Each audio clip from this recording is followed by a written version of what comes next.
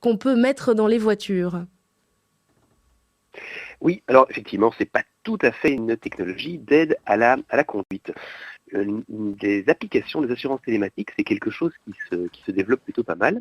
Première chose, ça pourrait être par exemple une sorte de boîte noire que vous pourriez avoir dans votre voiture. Mais c'est pas que ça. En fait, dans le domaine automobile, le télématique, ça désigne la transmission à distance d'informations relatives à l'emplacement, à la trajectoire ou à la vitesse de votre voiture. Ce sont des données qui s'avèrent particulièrement intéressantes pour une compagnie d'assurance. Donc ça peut être, j'ai dit donc, une boîte noire, c'est vrai.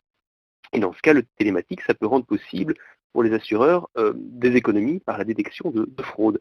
Je vais vous donner un exemple. En Italie, actuellement, c'est le pays européen où cette technologie est la plus utilisée par les compagnies. Alors, c'est pas en raison d'une passion des Italiens pour les nouvelles technologies, non. En réalité, c'est dû au fait qu'en Italie, c'est là où les assurances auto sont les plus chères d'Europe. On les paye 439 euros en moyenne par an, alors que partout en Europe, l'autre moyenne, c'est 230 euros. Donc on est presque au double. Et ça, c'est dû à une particularité du marché italien. C'est un taux de fraude qui est particulièrement élevé, à peu près 14% des accidents. Et même en Italie du Sud, on parle de 24% des accidents qui seraient des Donc fraudes, et tout ça, ça vient gonfler les charges de... Renaud Van Bergen, on peut dire qu'on est pisté, mais qu'en même temps, ce serait dans l'intérêt des utilisateurs qui, du coup, paieraient quand même sensiblement moins cher leur assurance. Mais on peut dire que c'est dans l'intérêt dans une certaine mesure, parce que bon, aussi le simple fait de savoir qu'on est regardé fait qu'on modifie notre comportement. On a pu voir aussi sur certaines flottes de véhicules qui sont mis en location, le simple fait de savoir qu'on est observé, ça fait une réduction de carburant de 6%, on roule moins sportivement, et une baisse de sinistre de 15%. Ça, c'est dû au fait que c'est vraiment le panopticon, c'est cette idée que chacun, en pensant qu'il est observé, même s'il n'est pas vraiment observé à un moment précis, adopte son comportement en fonction de ça, ce que Michel Foucault avait développé dans Surveiller et punir, ce qu'on connaît aussi dans les open space, que c'est très répandu. Vous n'allez pas lever votre nez de l'ordinateur parce que vous pensez que vous êtes observé. Ben, dans l'assurance, c'est pareil. Comme vous savez que vous êtes observé, vous allez moins vite. Donc, oui, on pourrait se dire que c'est moins cher, effectivement, parce que ce qui est important pour les assurances en Belgique, elles ont une liberté tarifaire, c'est de rechercher vraiment des paramètres pour que ce soit vraiment pour avoir la prime la plus variable possible. Alors ça peut être en fonction du nombre de kilomètres que vous parcourez, vous pourriez avoir une assurance moins chère. Ça pourrait être en fonction de l'endroit où vous roulez, c'est les assurances au kilomètre qui sont particulièrement, qui se répandent de plus en plus. Mais, et ça c'est nouveau, ce sont les assurances qu'on appelle Pay as you drive. En fait, on va équiper votre véhicule qui va collecter plein de données pour savoir exactement qui vous êtes.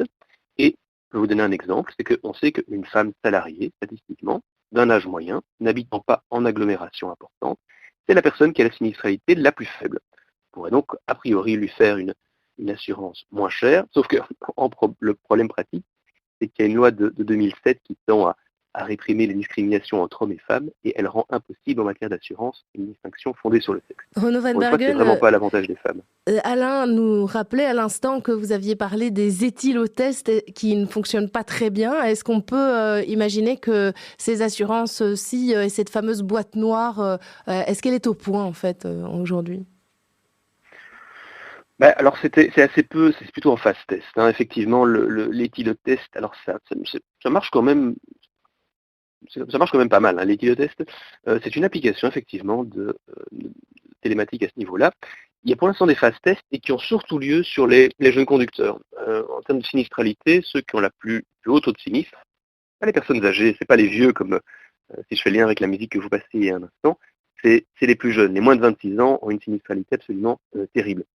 Donc l'idée actuellement des compagnies d'assurance auto, c'est de leur faire s'équiper de cette boîte noire qui enregistrera absolument tout et leur dire si vous l'acceptez, ce sera moins cher pour vous, parce que je sais que vous vous sentez observé, donc vous faites attention. Et puis, si vous ne démarrez pas comme un fou, si vous ne faites pas des accélérations, si vous ne faites pas d'excès de vitesse, je pourrais vous proposer une assurance moins chère. Alain? Oui, Renaud, tant qu'à faire, pourquoi est-ce que ces boîtes noires ne pourraient pas carrément être équipées d'un système vocal qui dirait alors à ce moment-là au conducteur décélère, accélère, tourne à gauche, fais gaffe, il y a un obstacle à 5 mètres, puisqu'on est déjà dans cet état d'avancement de la technologie.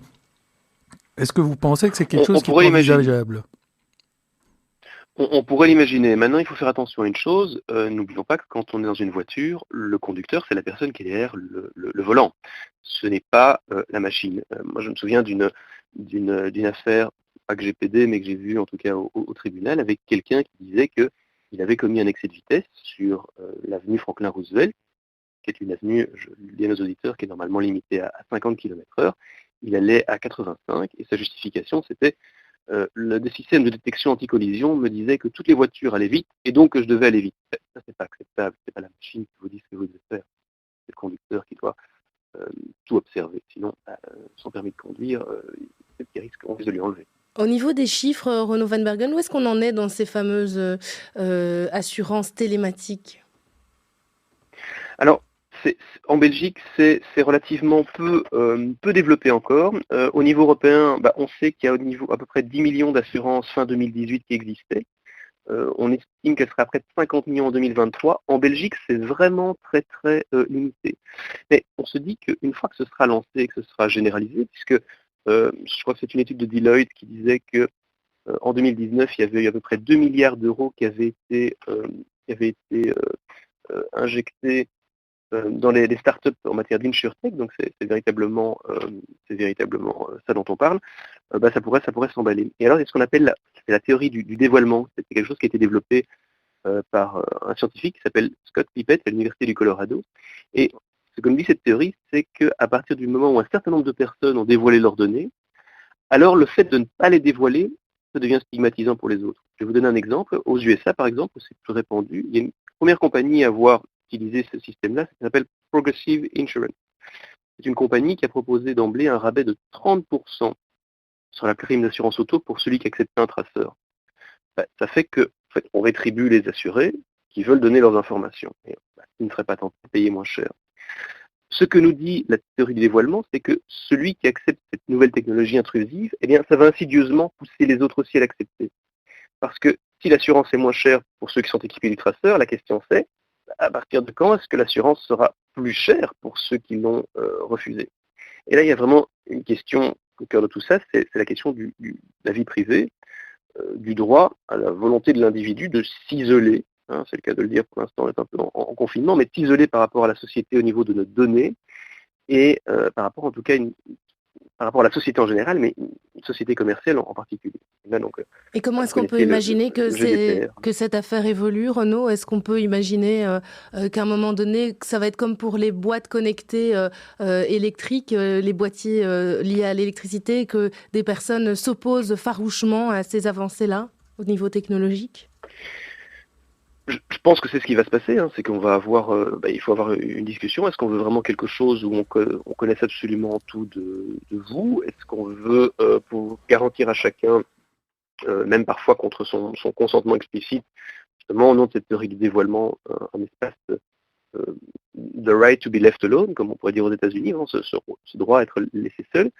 Maintenant, je ferai une remarque, c'est que de plus en plus, on voit avec l'Internet des objets, des intrusions technologiques dans notre vie de tous les jours. Je connais plein de gens qui ont, par exemple, des montres connectées pour savoir si vous avez fait aujourd'hui le nombre de pas qu'il faut pour être en bonne santé, des applications sur les GSM, pour ceux qui font du running, comme on dit maintenant, hein, s'ils sont bien courus. Tout ça, c'est gratuit, c'est pratique, c'est tellement chouette. Maintenant, je rappelle une chose, c'est que si c'est gratuit, c'est vous le produit, donc on a des données sur vous, et le jour où, c'est un autre exemple évidemment, mais le jour où vous courez moins vite, où vous faites moins de nombre de pas, peut-être qu'une entreprise commerciale sait que vous êtes en moins bonne santé, et peut-être que ça reviendra chez votre compagnie assurance vie, donc il faut faire attention à tout ça. La question reste posée. Puis, il y a pas mal de choses qui circulent aussi par rapport au confinement. Attention à ne pas grossir, puisque, alors là, c'est amené de façon humoristique, mais le fait que 10 000 pas à faire chez soi, c'est un peu plus compliqué. Merci Renaud Van Bergen. Je rappelle que vous êtes avocat au cabinet Gillard et Sterckx. Je vous souhaite une excellente semaine. Pareillement. Au revoir.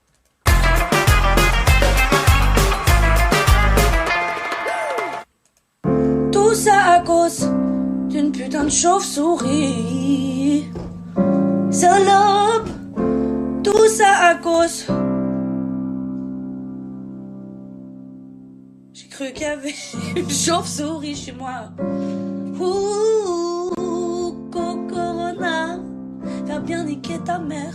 Va bien niquer ta mère. Oh, Coco Corona, va bien niquer ton père. Oh, on est confiné à cause de toi, ouais. On peut plus manger